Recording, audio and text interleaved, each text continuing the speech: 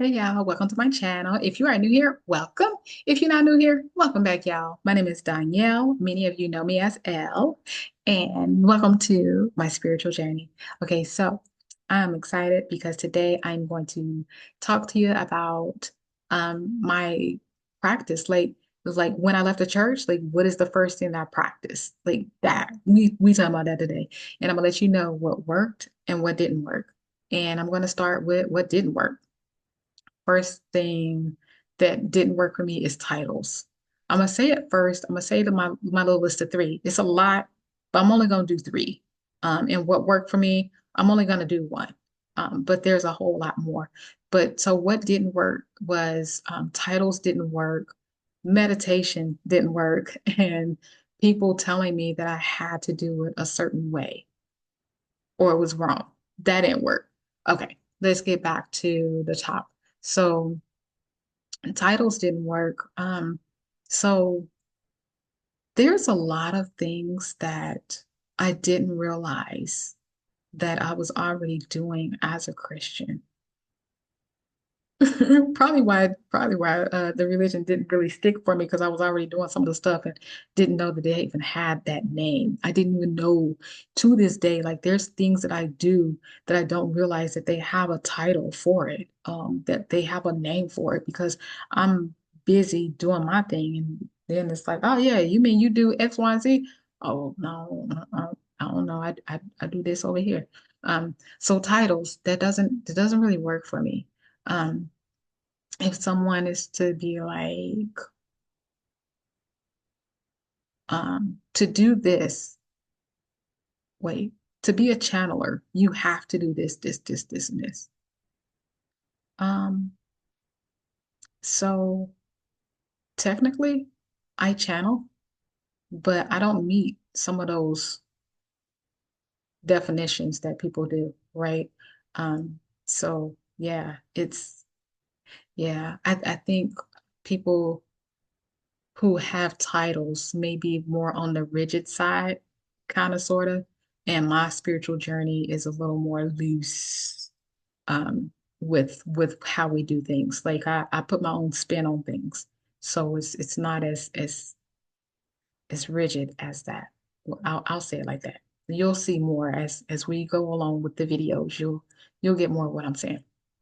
Um, let's see. So titles, Now, people telling me or just saying in general that you have to do it this way or it's wrong or it's not going to work. Man, have y'all seen these meditation videos?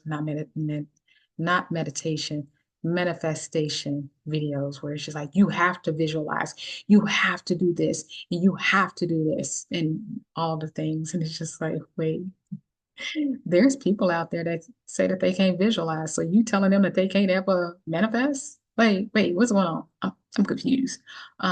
So yeah, just I don't like I don't, it feels like religion and I don't want it.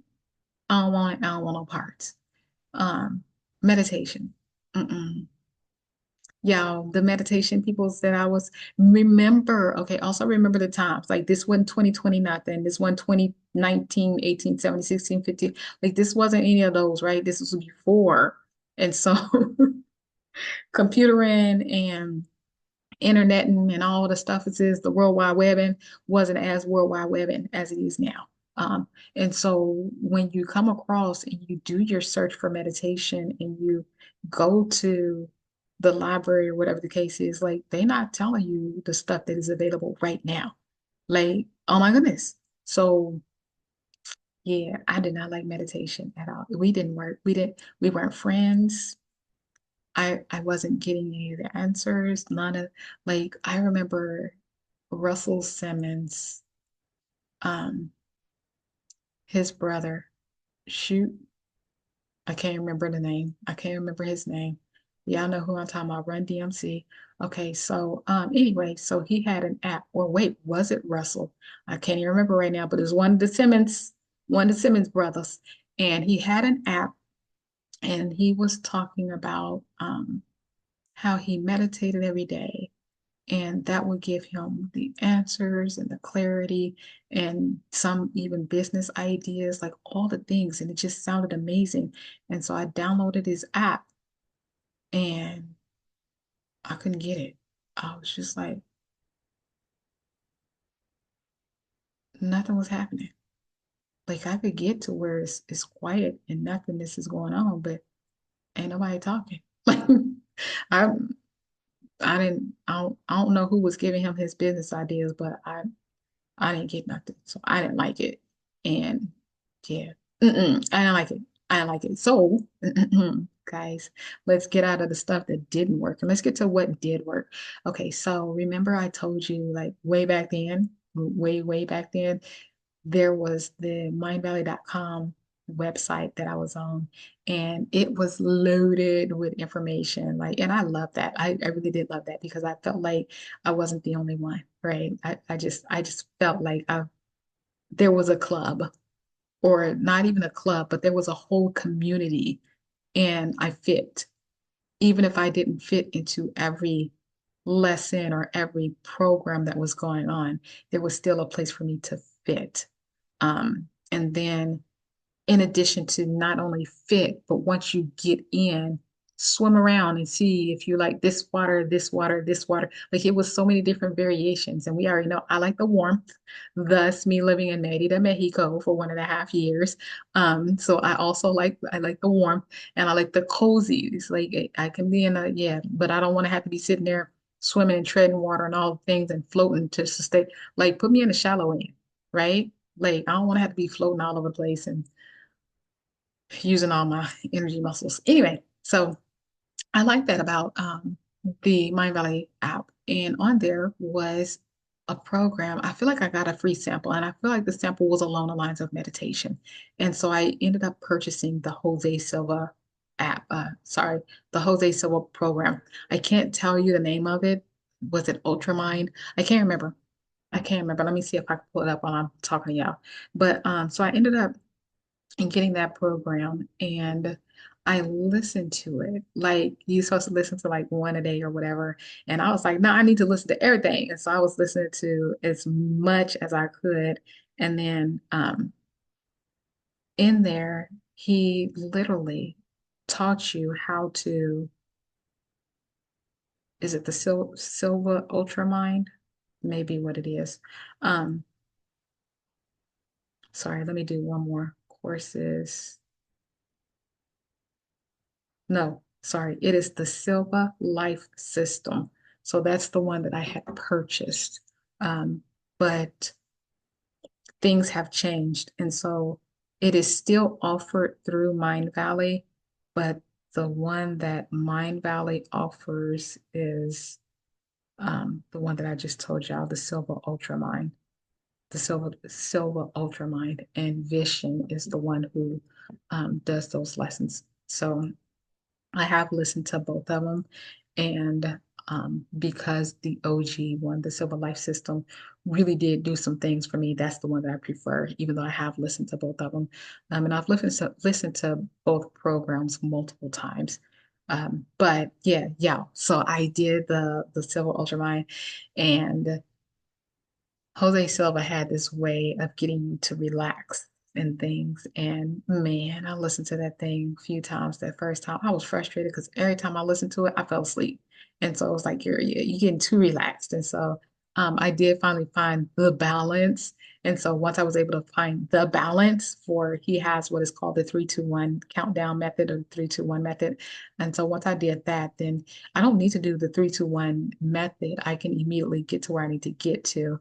But he teaches you, he taught us how to do like a mental alarm clock.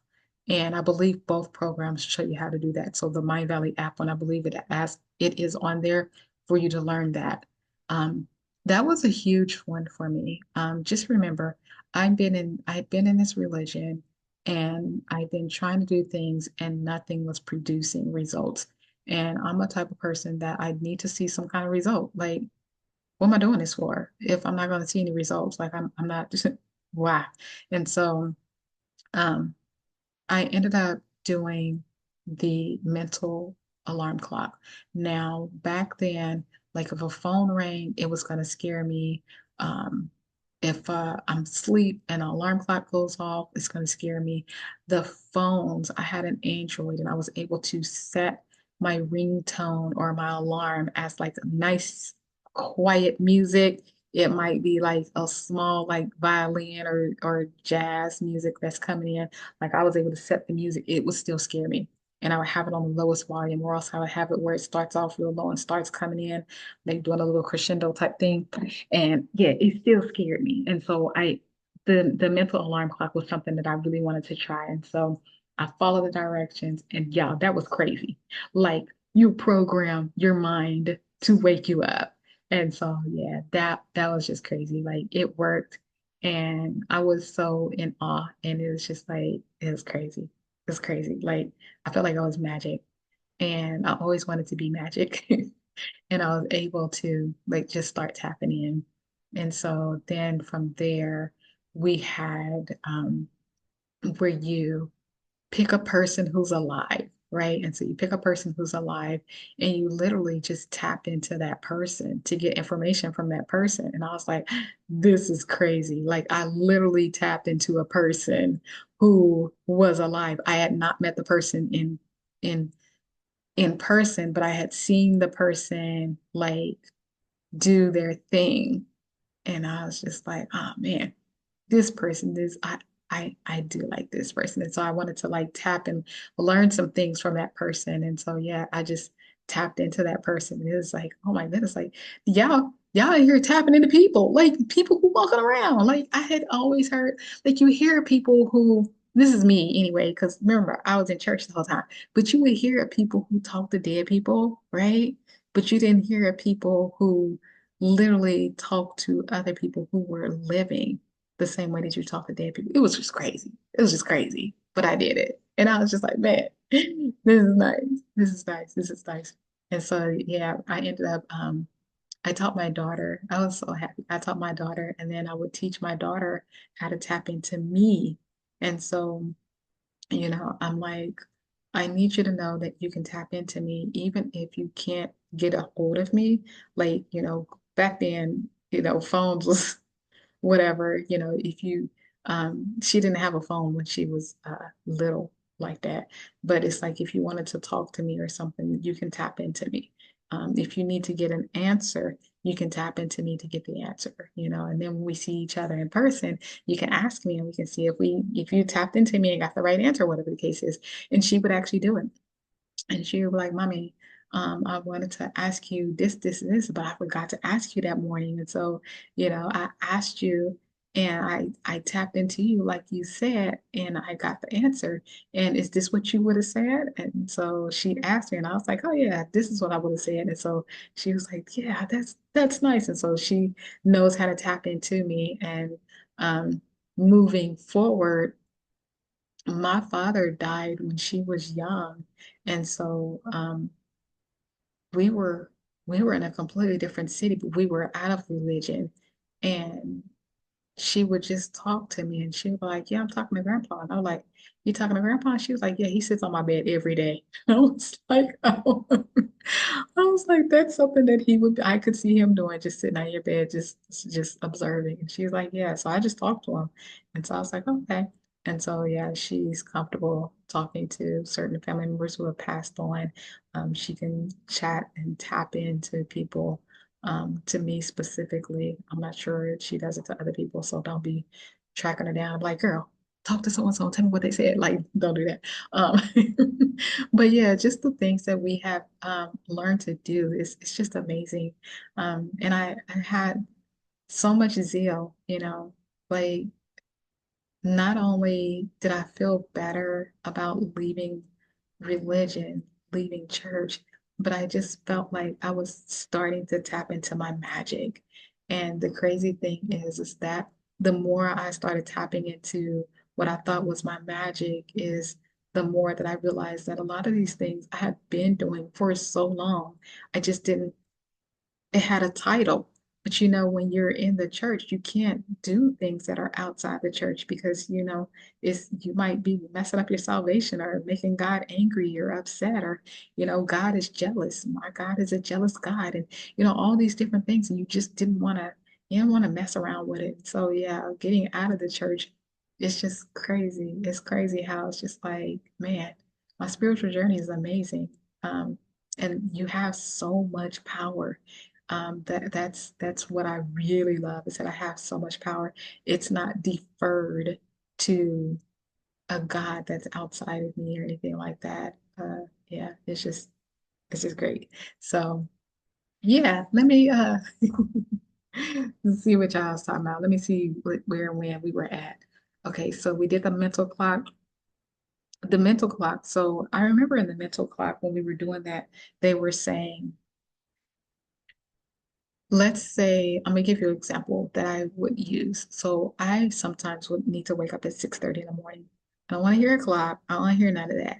It's okay if I woke up a little bit late, but I don't want to hear a loud noise. And so I would set the mental alarm clock for like 6:15, 6:20, 6:25, whatever the case is. I just went whatever seemed pretty when it was time for me to go to sleep the night before. So, so I would just set the mental clock, and then from setting the clock, I would wake up.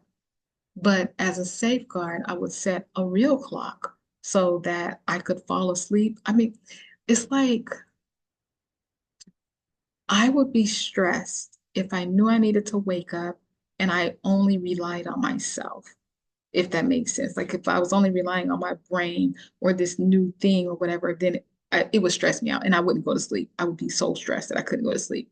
Um, And to do the mental clock, like Silva would be like, you got to relax and you just got to fall asleep. But if I'm falling asleep and they wake up, is it time yet? Is it time?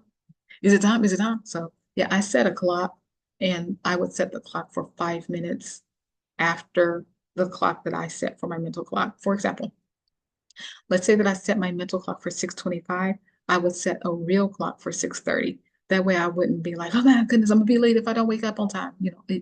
And so the mental alarm, let's say that I did set it for 6:25, y'all, it'd be like 6:18. I'm like, oh yeah, I'm up. I'm up. Okay, I'm up. And it's not me jolting out of sleep. It would just be me waking up. And then I look at the time and I'm like, oh, okay, well, it's before I'm supposed to be waking up, but I'm good. But in the program, the Ultra Silva Life program that I told you that I actually purchased, they would say like if you set up for 6:25, you need to wake up at 6:25. You got to keep practicing if you're waking up before or after. I don't mind waking up before. I haven't woken up after. So because I don't mind waking up beforehand and I'm easy breezy, I don't keep doing it to be like, I need to get on this exact time. I just be easy with it and do the steps, and then right before I go to sleep, I'll look, and hopefully I don't get in trouble for this. I'm about to, oops, sorry, y'all. I'm about to tell y'all how I did it. So you do your relaxing. That might be something that is specific to Jose Silva, so I won't repeat that. But you do your relaxing, and then once you do where you're completely relaxed, before I go to sleep, he said that you're supposed to like imagine a clock, right? And so I was like, back in them days, yeah, we had the digital and the analog clocks. So I would picture both clocks, right? The ones with the arms that go all around and the digital clock. So like let's say that if I wanted to wake up at 6:15, I would imagine the little arm that's right there at 6, and then the big arm that's right there at the 3. So that's 6:15. And I would just tell myself, I'm gonna wake up at 6:15 in the morning. Wake me up at 6:15 in the morning. And then I would set the other clock, the digital clock, 6:15, I'm waking up. Wake me up at 6:15. And then it's just depending. I think in the beginning, I would be like, okay, it is now, if I didn't know the time, I'd be like, okay, it is now 8:50 p.m. Or, it'll probably be way later than that. It's 11 o'clock at night. It's 11:15 p.m. and I need to wake up at 6:15. Okay. And so, I would just say it, in some kind of similar fashion. But the important thing for me would be to look at the clock. So I would imagine the clock at 6:15, both a digital and an analog clock at 6:15. excuse me, and then I'll be like, I need to wake up at 6:15. Wake me up at 6:15, go to sleep. And then I wake up and it might be 6:10. It might be 6:05. I'm like, okay, good enough. And then I get up, and because my mental clock woke me up, I just had to remember to turn off the actual loud clock. I mean, yeah, because I still don't want to be scared. Like, what is that? If I woke myself up gently, but then scared myself because those alarms still went off. So yeah, turn off that clock, and then I just go. And then I did practice it for a few times, and then I stopped. And then every now and then, like every now and then, I may have something where I need to be up at a certain time, and I'll do the same thing. So I'll set the mental clock, but then I'll set a clock behind it because it'll be like important-ish. Like I need to be at the airport by such and such a time, so I need to wake up. And so like I'll set the mental clock, wake up to the mental clock, but for the sake of me resting easy, I set the regular alarm clock, if that makes sense. So if you want to test it out, the other thing is if you have like a weekend where it doesn't matter, that's usually nice. To practice. So, for example, let's say it's the weekend and the weekend coming up, or whatever the case is, and you are like, let me wake up at 8:30. If 8:30 is too early or too late, then adjust it to a time for you. But just say that you want to wake up at such and such a time. And imagine on a digital clock and on an analog clock, and then fall asleep. So you'll be relaxed. Look at the times in your head. My eyes be closed. My eyes be closed when I be seeing the 6:15, the 8:30, whatever the time it is. My eyes be closed because I'm already resting and going to sleep. And then it's already dark too. Like I don't like lights on in the room. I don't like night lights. I don't like lights coming from no clocks. I don't have clocks. I don't like any of that. But yeah, so yeah, just imagine that. And yeah, if it's too soon for you to mentally wrap your head around it, and you like, I don't want to do it this weekend, I want to do it next weekend, do it next weekend. If you don't want to do it next weekend, then do it next weekend. But just give it a try, on a day where you don't have to be up for anything, or maybe you decide that you want to take a nap and you don't have to wake up from your nap at a specific time. Then just be like, okay, I just want to wake up at such and such a time, and then see if it works. But definitely make sure that you're relaxed before you go to sleep. See the clock set for the time that you want to wake up, and then just be easy. Tell yourself that you want to wake up at this time and go to sleep. So yeah, I'm curious to see if you've done that, or if you try it and it works for you, because that is something that I still use to this day. I don't have set times that I have to wake up, but when it does end up that I need to wake up at a certain time, I'll use the mental clock because I don't want to wake up to that loudness. Let's see. Also, I use the same thing, and Jose Silva teaches about that too, is to remember a dream, because we know our dreams contain information and all that stuff. You can ask yourself a question and, tell yourself that you want to dream about X, Y, Z, your answer in the dream. You can also just have a dream and, just want to remember the dream. So there's different variations of how you can do those things. But yeah, I think just learning all those things and experiencing them and knowing and having tangible proof that I got all those answers, man, that was great, right? That was just like super great. And the thing is, I didn't even have um the when I tapped into that person, like it's just crazy. It's just crazy. Like we've been walking around with these abilities and more and not even knowing it. So yeah, I just thought that that was great. I have since then expanded, like I talk to all kind of people. I talk to people who are alive, people who are dead. I talk to my people all the time. When I say my people in this video and all future videos and videos that you've heard in the past, when I say my people, it's my family members that are dead. My people. Um, but yeah, I talk to them all the time. And I had asked, you know, I had asked some of my people, like, who what, where? Like, I wanted to know, like, why am I the only one in this family that's walking out here trying to, be this superhero? with all these spiritual abilities and like what's going on and who else? If it was one of y'all, raise your hands, that kind of thing. Like I gathered everybody together. I was like, raise your hand. And so, instead of them identifying who they were, they started pointing out people who kinfolk alive and was like, oh yeah, this one here is psychic. And I was like, oh shoot, like, huh. But it's the thing is that it's not for me to walk up to these people and to be like, okay, one of them know that they psychic. Um, but it's not to walk up and say, hey, you psychic, why aren't you embracing it or any of those things? Like, first off, I wanted to feel not alone. That's the first thing. Because it did feel some kind of way to be like, everybody in the family was asleep. Like nobody wanted to be a superhero type person. Like nobody wanted to be magical like me. So it felt some kind of way at first. But then after that, then it was like, okay, I don't need to walk up and be like, why don't you? I do have a little curiosity of why don't you? But now it's a bigger thing of, nah, this in our family. We do this. And it's just like, whoa. Like I've always heard, like once I left the church, I would always hear about these people who was just like, nah, my mama, my mama, my mama, my mama, my mama. We 5 generations deep on being psychics. We 3 generations deep on being healers, like all these things. And it's just like, man, like that's crazy. Like that's amazing. And so, and they were raised to embrace their abilities. And here I am. I'm just sitting here like, man, well, why ain't we doing it? But then for our family to be like, nah, I'm about to point out to you the ones who's alive. Imagine all of us who's dead. And so I was just like, okay, I don't feel alone now. I just feel like I'm the one who's embracing the call. Like I feel like I feel like you gotta feel it.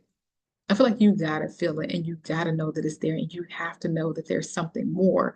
But do you choose to embrace it or do you stay so busy that you don't have time to acknowledge it? So, I'm grateful for where I am, that I do embrace it and acknowledge it. And I also know that, the way that things come to me and how they come to me, it doesn't necessarily fit the definitions of a lot of the information that's out there these days. So, again, the psychic abilities, the ability to tap into um, other people, whether they are dead or alive, all of those things, like they have names nowadays that I wouldn't call myself those names. Um, I wouldn't call myself any of those names. I just tell you, hey, I talk to my dead relatives. I talk to such, people who are alive. Like I would just say that. But I don't necessarily say that. I'm telling y'all, but it's just things that I do in my practices. So yeah, we'll probably get to some of these topics a little bit deeper later on. But yeah, and that's definitely it opens you up. It opens you up to so much, even when it comes to picking a mate, picking someone that you choose to have in your life as a partner. Like, man, imagine like if you could tap into your person, what would they have to offer you? Like, if they ain't got nothing to offer you, then why are they there? Like, I need to use you for some stuff. And if you feel like you um, are better than me and have nothing to offer me, or why would I offer you these things again? Why are you here? If the roles are switched and flipped, and I'm the one bringing stuff to the table, and you aren't, and I'm essentially doing things for you, then why are you here? Like, no, I need to tap into people to get information. And yeah, if I'm not getting anything from you, I don't want it.